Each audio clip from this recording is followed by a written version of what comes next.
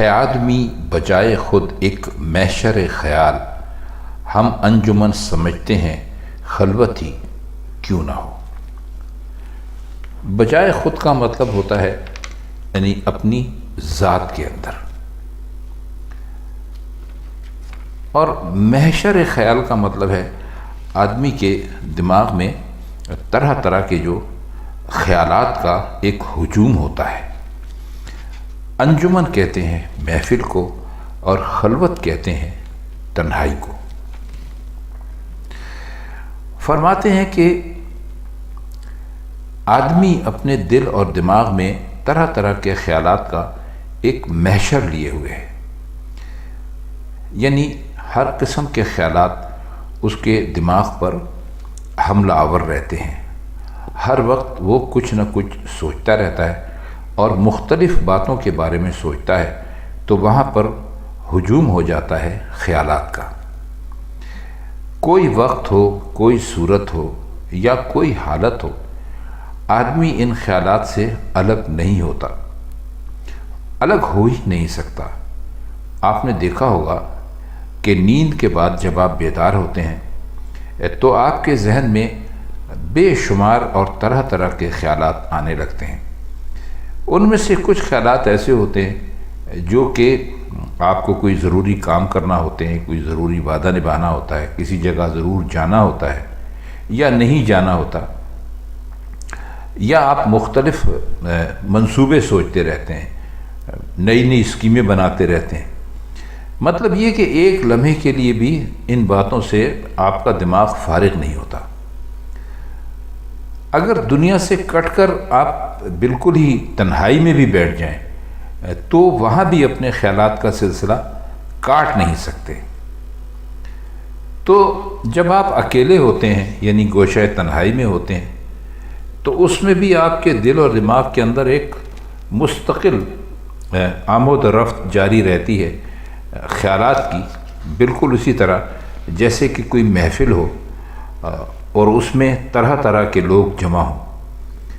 تو کہتے ہیں کہ ہم اس کو اپنی تنہائی کو یعنی خلوت کو خلوت نہیں سمجھتے، انجمن سمجھتے ہیں، یعنی ایسی بزم جس میں بے شمار خیالات ہر وقت موجود رہتے ہیں، جیسے کسی محفل میں بے شمار لوگ ہر وقت موجود رہتے ہیں۔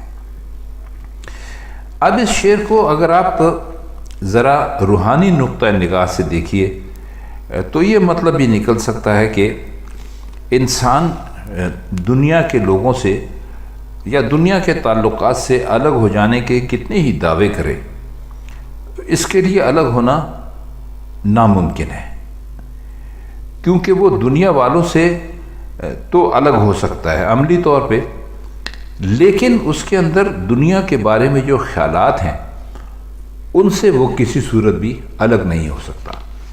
تو یہ جو محشر خیال ہے یہ آدمی کو کبھی اکیلا نہیں ہونے دیتا۔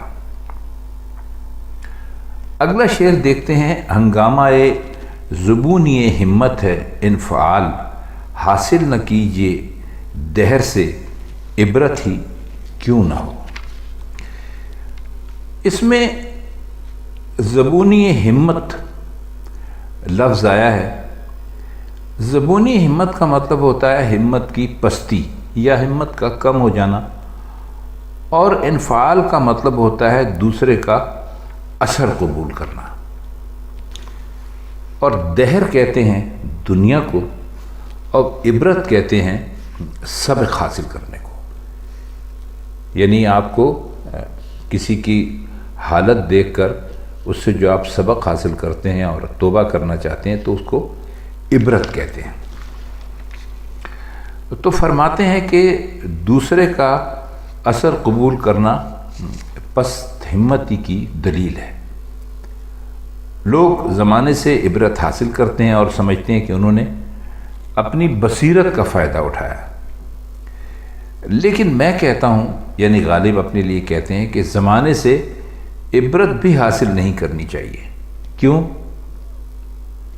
کیونکہ یہ بھی دوسرے کا اثر قبول کر لیتا ہے، اور اثر قبول کرنا پستی ہمت کا باعث ہے۔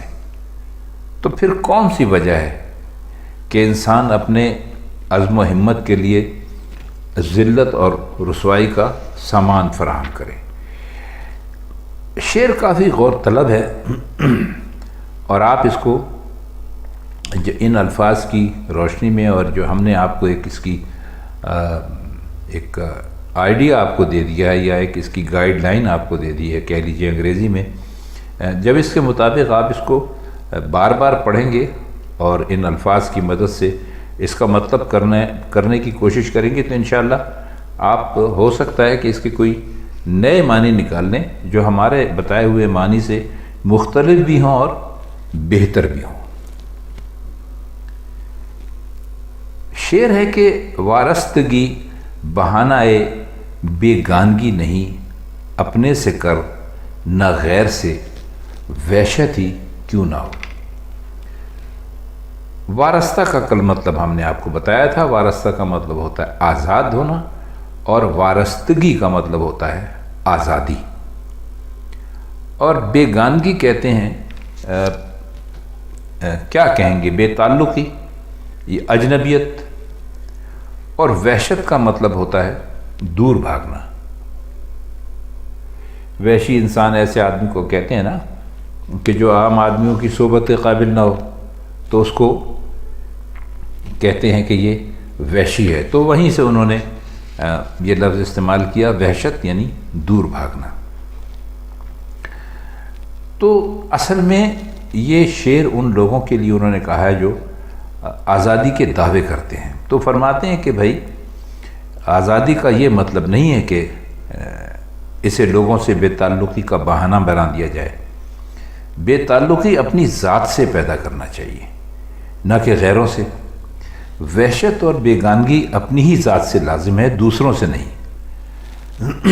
مزید مطلب یہ ہے کہ بعض لوگ گرد و پیش سے الگ ہو کر سمجھتے ہیں کہ ہم آزاد ہیں اور بالکل آزادی سے چل سکتے ہیں، آزادی سے جی سکتے ہیں، تو وہ کہتے ہیں کہ آزادی یہ نہیں، یہ تو اپنی ذات کی خاص پاسداری اور دوسروں سے علیحدگی ہے۔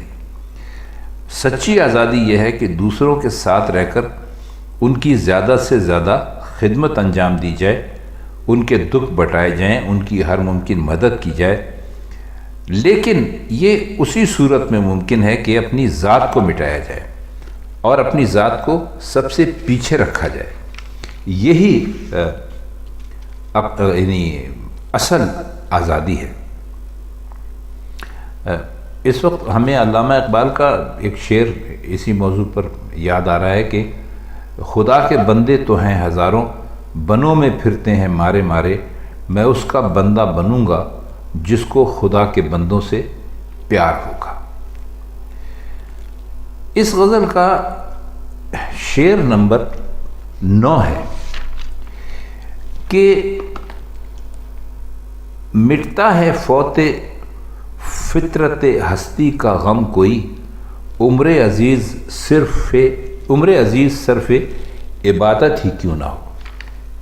لفظ آیا فوت فرصت، یعنی اس کا مطلب ہے فرصت کا چھن جانا یا فرصت کا ضائع ہو جانا، اور عمر عزیز کا مطلب ہے زندگی۔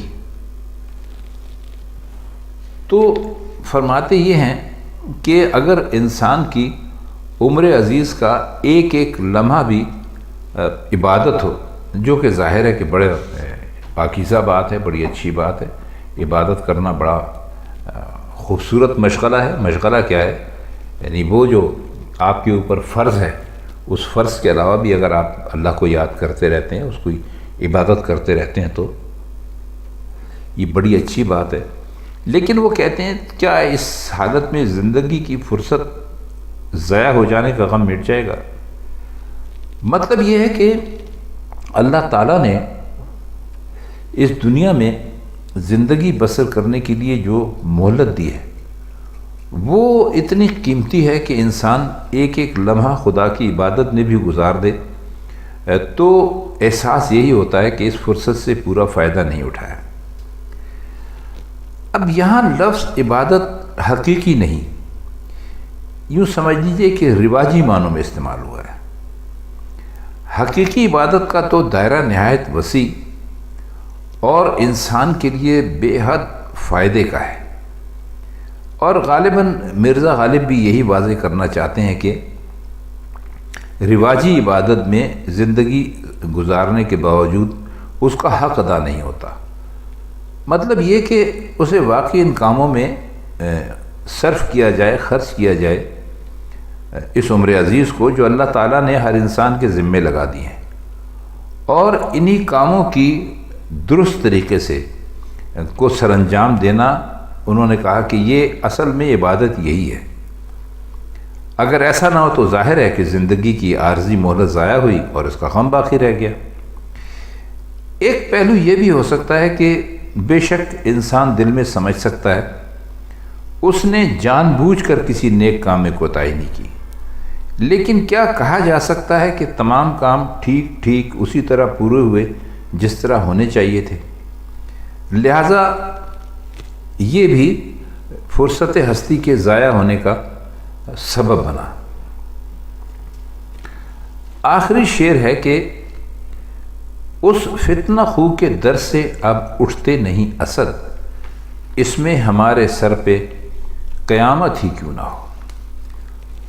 فتنہ خو کا مطلب ہوتا ہے فتنہ انگیزی، شرارتیں طرح طرح کی، وہ کہ جس کی ذات سے مشکلات پیدا ہوں۔ خو کہتے ہیں عادت کو، فتنہ خو یعنی وہ ایسا محبوب جو ہر وقت کوئی نہ کوئی نیا فتنہ پیدا کرتا رہے، نئی شرارت پیدا کرتا رہے۔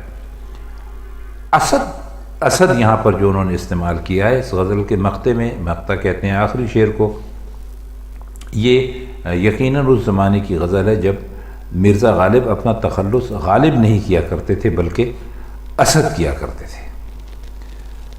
اور سر پر قیامت گزرنے کا مطلب ہوتا ہے کہ بہت بڑی کسی مشکل سے دوچار ہونا۔ تو فرماتے ہیں کہ ہمارے محبوب کی تو فطرت ہی ایسی ہے کہ وہ فتنے پیدا کرتا رہتا ہے، تو خود سے کہہ رہے ہیں کہ اے اسد، اب ہم اس کے دروازے پر آ بیٹھے ہیں اور پکا ارادہ کر لیا ہے کہ یہاں سے نہیں اٹھیں گے، اور چاہے اس کے لیے ہمارے سر پر قیامت ہی کیوں نہ ٹوٹ پڑے۔ اور قیامت آپ جانتے ہیں جو مردوں کو قبروں سے اٹھا کر باہر کھڑا کر دے گی۔ قیامت ہی کیوں نہ ہوگا میں اشارہ قیامت کی طرف بھی ہو سکتا ہے، اور اس کا یہ مطلب بھی نکل سکتا ہے کہ ہم پر ایسی مصیبتیں نازل کر دی جائیں جو قیامت سے ملتی جلتی ہوں۔